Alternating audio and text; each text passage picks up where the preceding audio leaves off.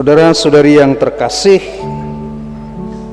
merenungkan tentang Santo Yakobus, saya dapat melihat sebuah perjalanan dari perahu Galilea ke jalan Santiago de Compostela di Spanyol. Santo Yakobus, saudara Yohanes, adalah seorang nelayan biasa di Danau Galilea. Namun suatu hari dengan sapaan singkat dari Yesus, "Ikutlah aku," hidupnya berubah total. Ia meninggalkan jala, perahu, dan ayahnya. Bukan karena ia paham sepenuhnya kemana akan pergi, tetapi karena hati kecilnya menyala oleh panggilan yang lebih dalam dari laut yang ia kenal. Ia adalah saksi dari hal-hal besar. Ia melihat kemuliaan Yesus dalam peristiwa transfigurasi, di mana wajah sang guru bersinar seperti matahari. Namun ia juga tertidur dalam taman Getsemani saat Yesus menggigil menghadapi penderitaan.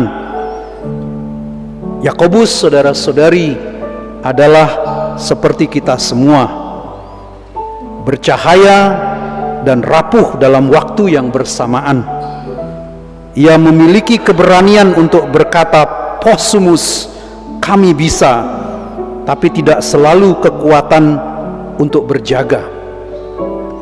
Dialah rasul pertama yang mati sebagai martir, dipenggal oleh Herodes Agripa, dan dari sanalah kisah Yakobus mulai melampaui waktu.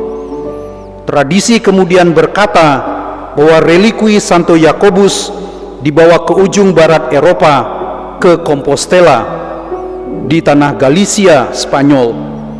Di sanalah siarah berabad-abad dimulai, menjadikan dia bukan hanya rasul salib, tetapi juga rasul perjalanan rohani. Mengapa Santo Yakobus menjadi simbol para peziarah? Mungkin karena hidupnya sendiri adalah ziarah. Dari nelayan menjadi pengikut, dari murid menjadi saksi, dari saksi menjadi martir.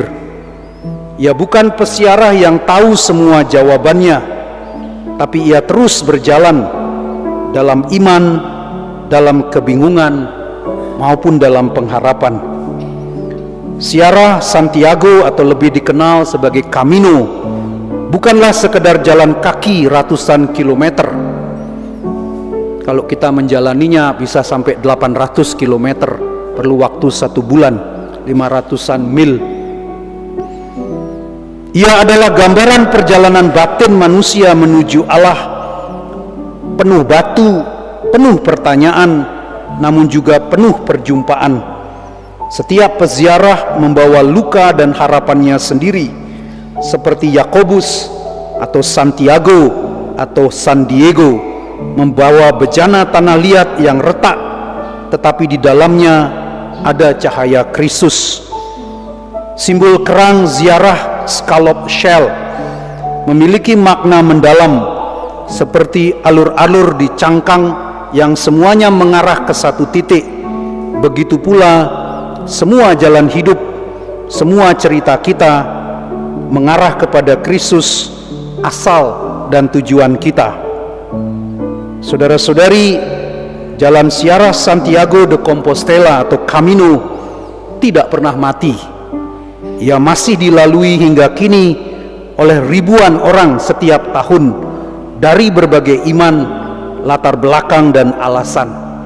Saya ingat, saya waktu berjalan di sana, saya berjalan dengan seorang dari Teheran, dari Iran, seorang muslim, dan seorang perempuan yang mengaku tidak percaya pada Tuhan, tapi kami berjalan bersama-sama.